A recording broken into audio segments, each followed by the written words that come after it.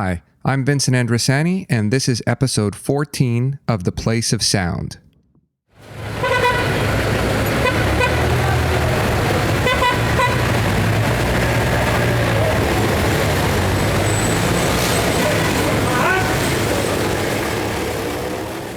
Thanks very much for tuning into this episode, and thanks also to those who've been following along through the first few episodes of the show. For those who are listening for the first time, The Place of Sound is a show that explores the theme of space, or the social geography, using sound and listening. We do so through a variety of audio media production formats, so you can expect to do a few different types of listening in a single show. Episodes consist of what we refer to as audio portraits, or oral history-style interviews that explore the topic of home. Soundscape compositions, which use everyday sounds to communicate the personal and social significance of a given place. And we typically end the episode with a short documentary-style piece that, over recent months, has explored the topic of social isolation, something we know all too well as a result of our lockdown experiences. These are the types of projects that you can expect to hear on The Place of Sound, and all of them are produced by students here at Carleton University. They're what gets produced in Comms 4501, Digital Media Production, which is a fourth-year workshop course in the Communication and Media Studies program.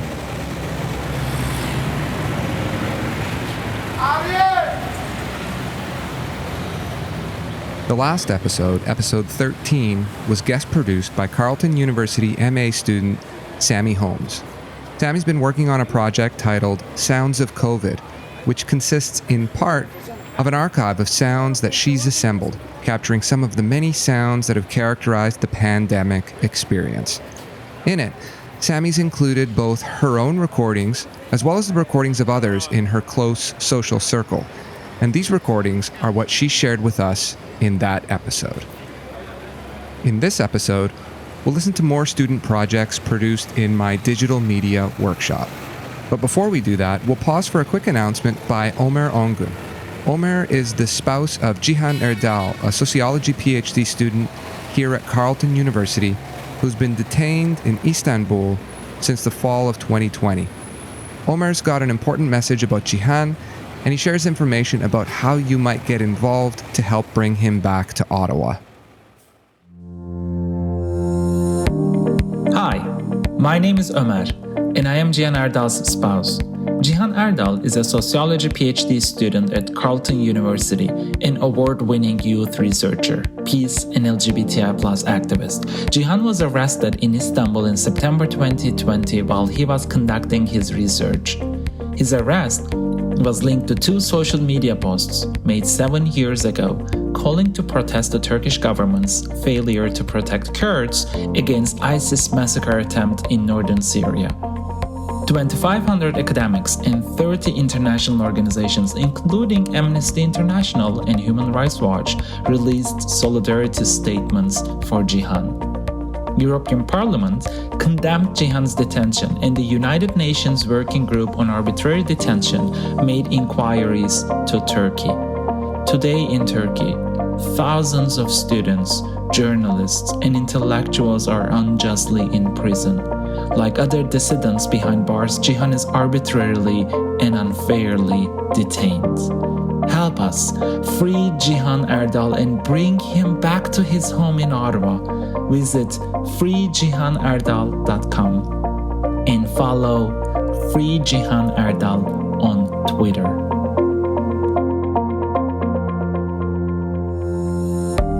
As Omer mentioned, if you're interested in learning more about Cihan's present status and what you can do to help out, be sure to check out the Free Cihan Erdal account on Twitter and the corresponding website.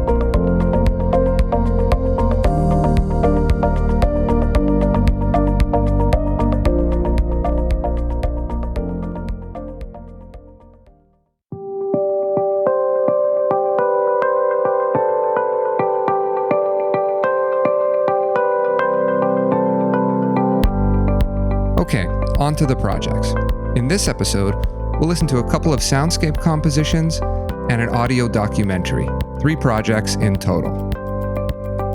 The first project is a soundscape composition by Riley Duns titled Intimately Traversing a Space of Agony. The piece is a candid look at a very intimate moment in Riley's life where he revisits a meaningful space and describes why it's so significant to him. The second piece is by Kit Chalkley, titled Consumed by Remembering, and is an exploration of a family recipe. In it, Kit takes listeners across borders and through time, describing the role of this recipe in their family's collective memory for chicken paprikash. And the third and final project is a documentary-style piece by Michelle Gitobu titled Self-Preservation. The piece is a thoughtful meditation on the shortcomings of the healthcare system, and in particular, how racialized populations are disproportionately affected and disproportionately serviced by it.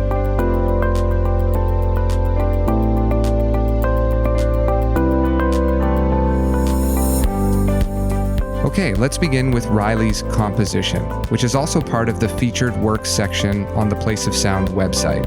So head over to theplaceofsound.ca if you are interested in having a look at the corresponding photos and writing associated with it. Riley, over to you.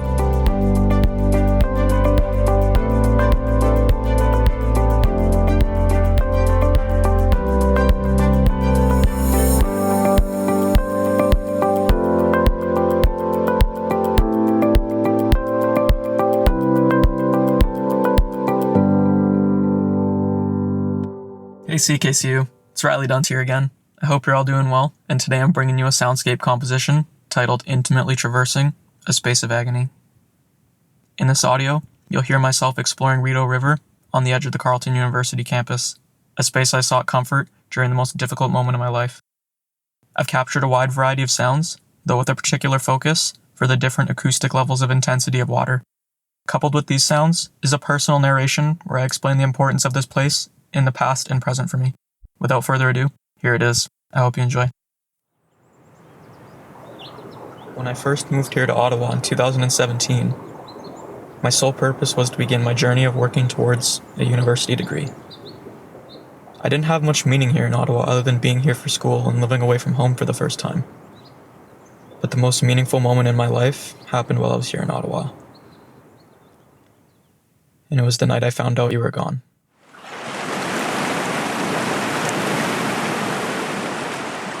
On that night, I walked down to the river on the edge of campus, seeking complete solitude.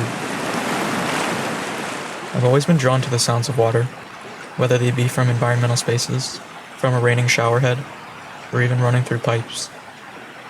These sounds of water bring me a feeling of comfort in which I can't describe. They always have.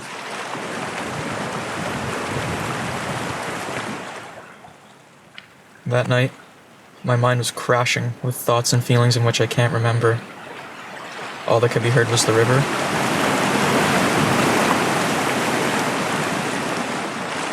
And sounds to remind myself that I'm not in the midst of a nightmare.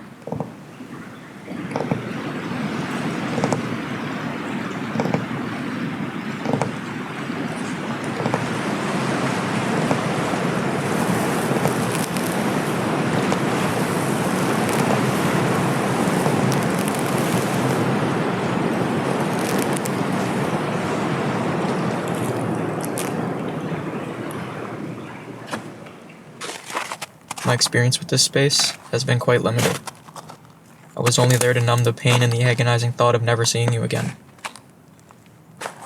Now that I've returned almost 3 years later, it's time I intimately explore this place, as it holds so much meaning to me.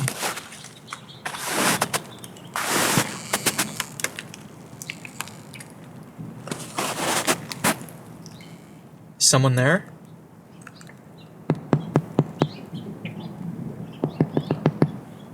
I shall enter on my own terms.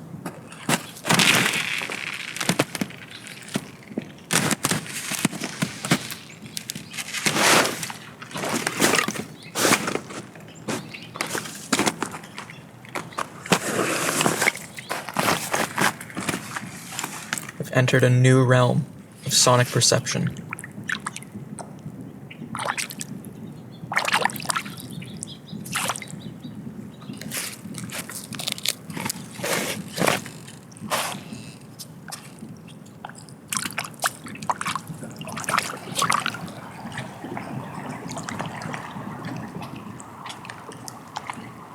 calmness brings me an undescribable level of comfort.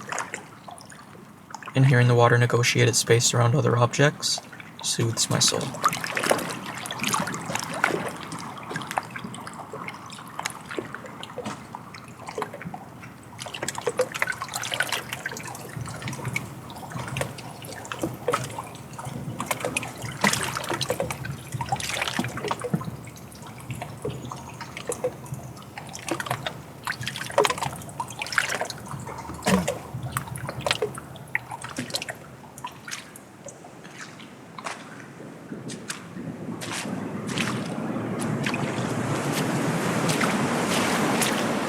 It's that time of year where spring is near.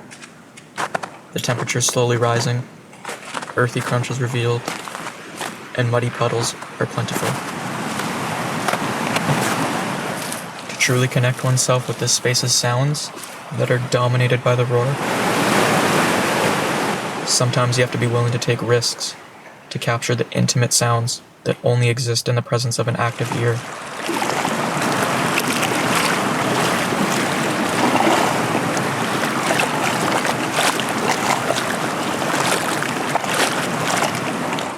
And with a persistent eye, find the spaces where sound is perceived anomalous.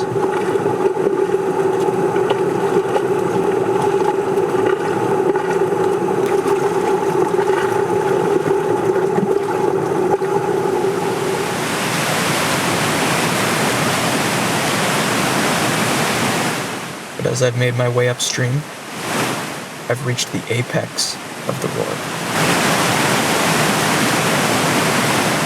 And I feel like I am where I was 3 years ago. My thoughts were just a mere reflection of the river's continuous crash.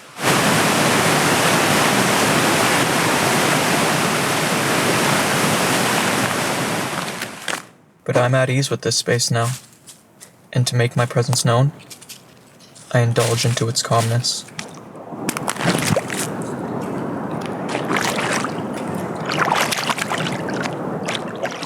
The agony doesn't fade, but intimately traversing this space has brought me so much closer to you.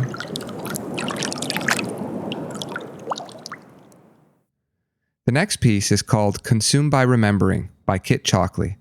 In it, Kit brings the listening audience along with them as they cook from a family recipe.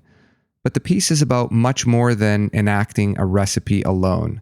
Kit problematizes everything that goes into building a recipe, from where the raw ingredients are sourced to the mobility of ideas, people, and practices through time and across borders.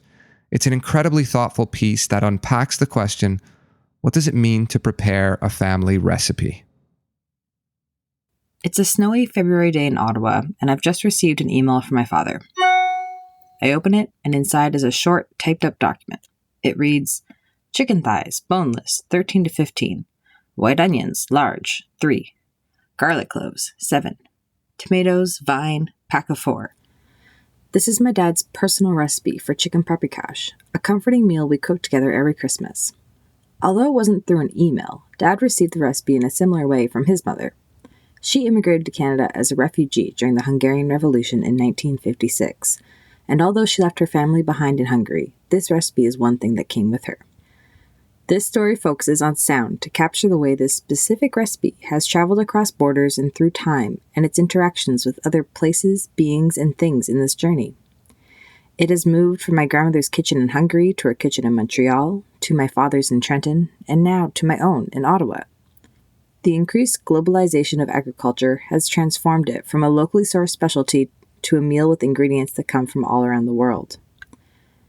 This recipe is an audio tour guide across time and space that, upon closer examination, reveals some of the intricate interweavings of our globalized world. My first stop on this tour is my local grocer. I grab a cart and make my way through the store, a loud, crowded place mediated by overly happy pop music. Shamefully, this grocer is the multinational conglomerate Walmart, a retail chain known for its anti-union policies, unfair foreign product sourcing, and poor working conditions. But it's on my bus route and it's in my price range. I collect the ingredients listed in the email. Chicken from Canada, white onions from the United States, garlic from China, vine tomatoes, and red peppers from Mexico. they have all traveled a long way to congregate here, some from overseas and across large land masses. I think about the water, sunlight, and manual labor required to grow this produce, and the cargo trucks and ships required to bring them to Ottawa. Once home in my kitchen, I record the process of organizing my ingredients. I'm hyper-aware of the sounds they make and where they come from. Mostly plastic bags, styrofoam, cellophane, and other non-biodegradable packaging. They're noisy. Their pollution of my cooking soundscape mirrors the pollution of our environment. I throw them in the garbage to get them out of my way, but I know that everlasting plastic can only be moved out of the way and into someone else's, and never really removed.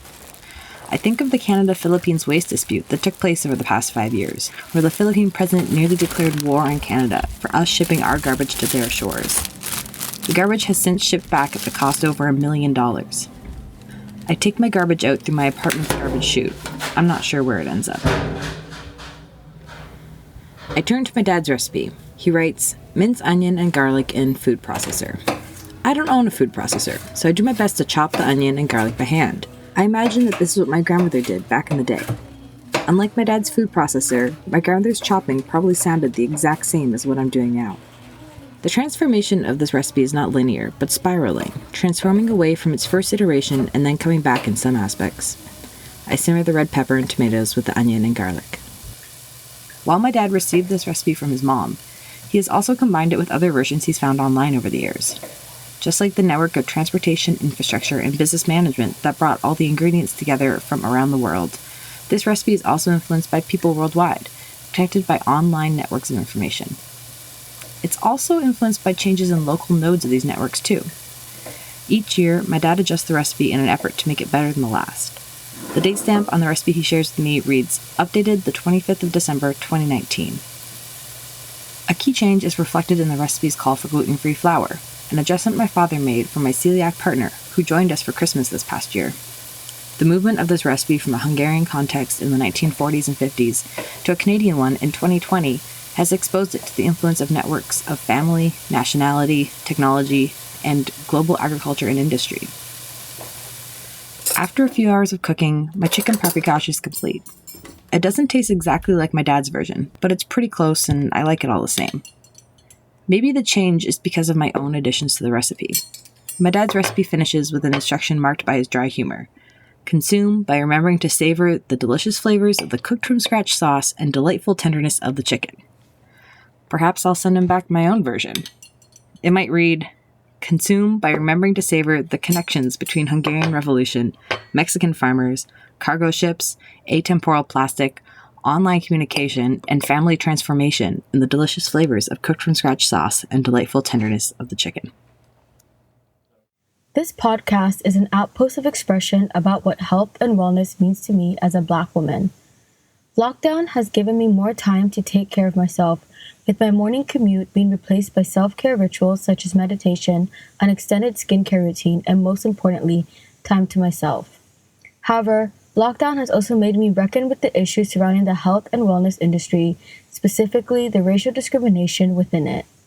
From wellness brands to healthcare institutions, the issue of race and discrimination remains prevalent throughout. Therefore, this podcast is a sonic journal entry discussing what I thought self-care was and what I now understand it to be. Ottawa reported 41 cases of... ¿Qué tengo que hacer para que lo olvides tú también? I have loved you ever since I've known you, Joe. Beginning of lockdown consisted of routinely checking the news, binging television shows, and watching every Timothée Chalamet movie I possibly could to distract myself.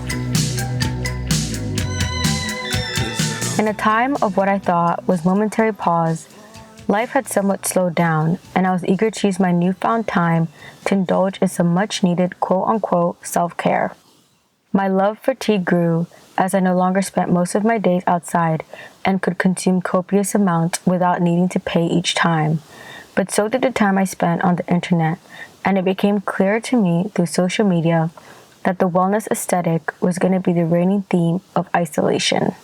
I increasingly began to see wellness brands emerging on my feed, the most notable being Sporty and Rich by Calgary native Emily Oberg. Attracted to the brand's vintage and retro aesthetic, with content ranging from recipes to workout videos that reminded me of the VHS fitness tapes of the 80s and 90s, I know you know the ones I'm talking about. It was safe to say that Oberg achieved her goal of building a strong visual brand identity that resonated with thousands of users, including myself. However, after following Sporty and Rich for some time, I was disappointed to discover the lack of sportsmanship and elitist attitudes surrounding the brand. In June of 2020, the Sporty and Rich Wellness Club shared a post outlining a cost comparison between healthy and fast foods, urging their 40,000 followers to, and I quote, "Stop making excuses because being healthy isn't just for the privileged." However, in a time of increasing uncertainty, where unemployment rates have risen, and in turn, food insecurity as well, the post came off entirely tone deaf. It is also important to note that Black and Brown communities are disproportionately affected by issues surrounding food insecurity because neighborhoods with people of color are more likely to have food deserts due to years of structural racism. This is not to cancel Oberg, but to highlight the ways in which her understanding of wellness is a reflection of the structural failures committed against marginalized communities. Black Lives Matter! Black Lives Matter! The height of the pandemic was accompanied by rallying cries around the globe protesting against the murder of George Floyd by Officer Derek Chauvin. Floyd was one of the 241 Black people shot to death by a police officer in the United States during 2021 alone, and once again highlighted the prevalence of anti-Blackness not just in America, but around the world. In response, users across social media began sharing their experiences with racism, with many occurring in the hospitals. So I've been struggling with chronic back pain for years, 7 years, 8 years. And I went to the doctor. I got diagnosed with scoliosis. And then I just kept having back pain. So I went back and I was like, hey, I've been having back pain literally every single day. And they were just like, scoliosis just doesn't cause back pain. So we just don't really know why you're in pain, which makes sense. But they just didn't do anything about it. And to this day, I'm still trying to find a doctor who will help me with that. I was in the hospital for knee pain. I tried to treat it at home, and then I went to the Ajax hospital. And they told me nothing was wrong with it, even though there was something clearly wrong with it because I couldn't really walk. And they didn't want to give me pain medicine for it. The most they gave me was an Advil. And then I was sent back home. And then literally the next day, because my pain was still so bad, I went to the kids' hospital. And they gave me fentanyl. So big difference. Instances like the ones previously described by my best friends where their pain was dismissed by healthcare professionals are shared experiences among Black, Indigenous people of color, especially Black women, due to the implicit biases borne out the lack of understanding about how illness may affect Black people differently, as well as the misconception that Black people have thicker skin. This is a result of an education system that has failed to include knowledge of Black bodies into their curriculum, as well as an experiment conducted during the 19th century by plantation owner and physician Thomas Hamilton, who, and I quote from an article written by the American talk show Today, regularly tortured an enslaved Black man named John Brown, creating blisters all over his body in an effort to prove Black skin went deeper than white skin. Historically, we have been and continue to be discriminated against due to the color of our skin. Therefore, in a time where the health and wellness of individuals are increasingly vulnerable due to a global pandemic, and Black people are dying in the hands of institutions sworn to protect them, it is clear that as a Black person, it is difficult to feel safe, let alone well. The goal I set to invest in myself and prioritize self-care proved to be more tumultuous than I anticipated. The meditations I tried to do each morning were clouded with anger for the lives being lost while protesting against the very brutality they were experiencing. And for the first time, I was learning how to take care of my natural hair after years of permanent because growing up in Asia, I didn't have access to the products needed to make it manageable otherwise. I wasn't able to take care of myself in the same way I'd see girls on wellness pages do, and I was frustrated. Surya Nayak once said that the idea and habit of caring for myself/ourselves is a double bind in a world where the discourse of self-care is a multi-billion-pound industry, whilst Black women continue to be made ill by their intersectional experiences of racism. That is to say that prioritizing wellness as a Black woman comes with experiences of exclusion by brands similar to Oberg's, as well as discrimination by government establishments. Essentially, the contemporary modes of self-care that comprise the health and wellness industries cause Black bodies to experience racism on all levels, from social to institutional. That is why Audre Lorde proclaimed that caring for myself is not self-indulgence, it is self-preservation, and that is an act of political warfare. Therefore, every minute I spend on my skincare routine is an act of political warfare against a society who's deemed the color of my skin a reasonable merit for why I'm not worthy to be in the same room and hold the same positions as my non-Black counterparts, socially, politically, and economically. Every new hairstyle I learn is an act of political warfare against a society who deems our hair unkempt but profits off the appropriation of the exact same styles. And every meditation I practice is an act of political warfare against the colonial institutions that suppressed my ancestral spirituality.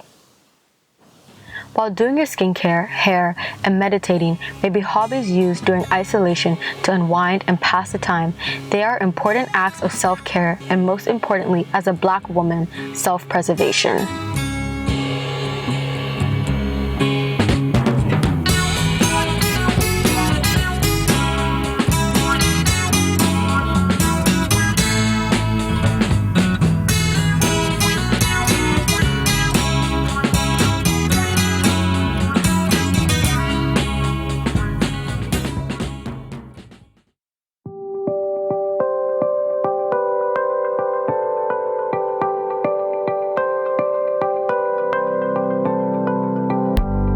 Thanks very much for tuning in to this episode of The Place of Sound. But before I sign off, a couple of quick notes. The first is about the new featured work section on the Place of Sound website. It's a blog that presents some of the individual projects that you'll hear or have heard on this show. On the site, you're of course able to play the audio work itself, but you can also see some of the original photos and the writing that students produce to go along with the audio. Since you can't read that writing or see those photos on the radio show, this is a great way to access it. So check that out in the blog section on theplaceofsound.ca. And the second note is that we've now put together enough episodes that there's a bit of an archive emerging. To listen back to previous episodes, you can find them in two places, on ckcufm.com or on the website at theplaceofsound.ca. But in the meantime, keep your ear out for upcoming episodes, which air on CKCU Radio every other Monday at 6:30 p.m. Until next time, thanks for listening to The Place of Sound.